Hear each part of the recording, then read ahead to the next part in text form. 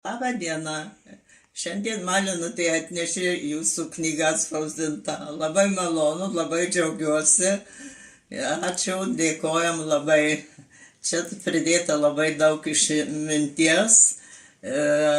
Bus patenkinta visa žmonija ir aš. Ir tęsime toliau ir platinsime jūsų žinias, nes jos yra labai naudingos ir pravers visiems, ir bus visi laimingi ir patenkinti.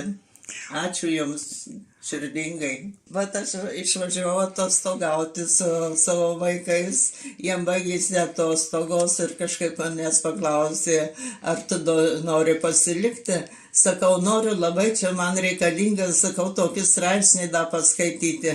Nu ir aš pasilikau ir aš juos skaičiau ir jau jie išvažiavo, mėnesį dar skaičiau ir atvažiavo dukra parsivežti ir kažkaip buvo lemta, kad dar skaičiau.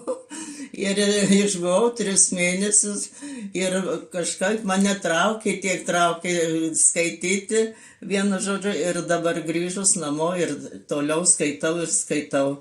Jie man labai patinka, labai teisingi, labai prasmingi, užtikrinti, patikrinti. Vienu žodžiu, matosi, kad jie yra vertingi, yra taip kaip atradimas.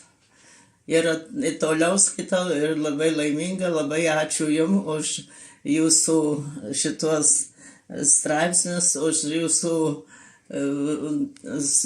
laiką išnaudotą dėl visų žmonių ir sveikatą, ir poilsį, ir viską labai Jums dėkingi.